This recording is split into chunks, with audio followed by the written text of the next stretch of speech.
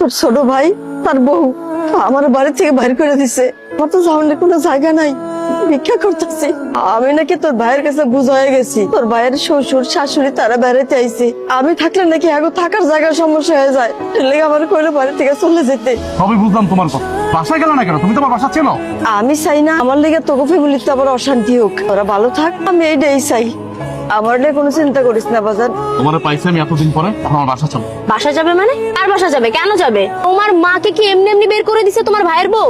নিশ্চয়ই কিছু করছে, আর নাহলে অকারণ তোকে বের করে দেয় না। আর তুমি কিভাবে মনে করলা যেরকম একটা অকর্মার ঢেকিকে আমি আমার বাসায় নিয়ে উঠাবো? কোনোদিনও না। তোমার ছোট ভাইয়ের বউ যেহেতু রাখতে পারেনি, আমি কেন রাখবো? কখনোই না। আমার মা আমার বাসা যাবে, তোমার সমস্যা কি? আমি তো বুঝলাম না। আমার সমস্যা আছে। তোমার মায়ের গেটআপ দেখো, অবস্থা দেখো।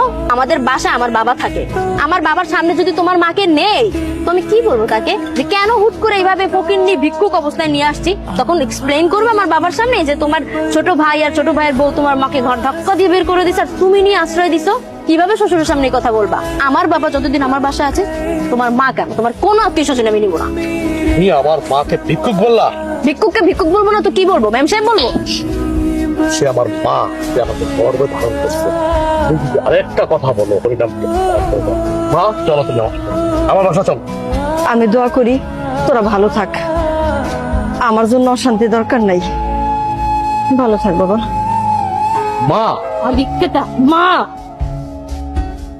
তোমার এত বড় সাহস, তুমি রাস্তাঘাটে আমার গায়ে হাত তুলছো, তাও আবার তোমার ওই গরিব ফকিন্নি মার জন্য? দেখো, মুখে লাগাম দাও, আমি বলতেছি মুখে লাগাম দাও। তুমি আমার মাকে আশেপাশে কথা বলছো, এই জন্য আমি তোমার গায়ে হাত দিচ্ছি। আমি কি মিথ্যা কিছু বলছি? হ্যাঁ, যা সত্যি আমি তাই বলছি। তোমার মা তো একটা অলক্ষী। তোমার মা যদি এতই ভালো হতো তাহলে তোমার ছোট ভাইয়ের কাছে টিকতে পারলো না কেন? সেটাও তো তার ছেলে।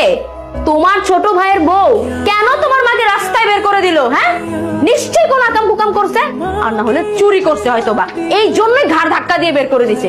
আর তুমি কিভাবে ভাবলা এরকম একটা চোরকে আমি আমার বাসায় নিয়ে আসবো? তাহলে আমি এক কাজ করি, তুমি আমার মাকে আজে বাজে কথা বলার আগে, তোমার বাপ তো আমাদের বাড়িতে থাকে তাই না, আমার কাছে থাকে, শ্বশুর বাড়ি থাকে। তোমার বাপ তো একটা নির্লজ্জ বেহায়া।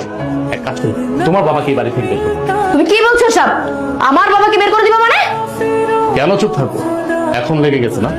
এখন লেগে গেছে। নিজের বেলায় 16 আনার, পরের বেলায় 1 আনা না।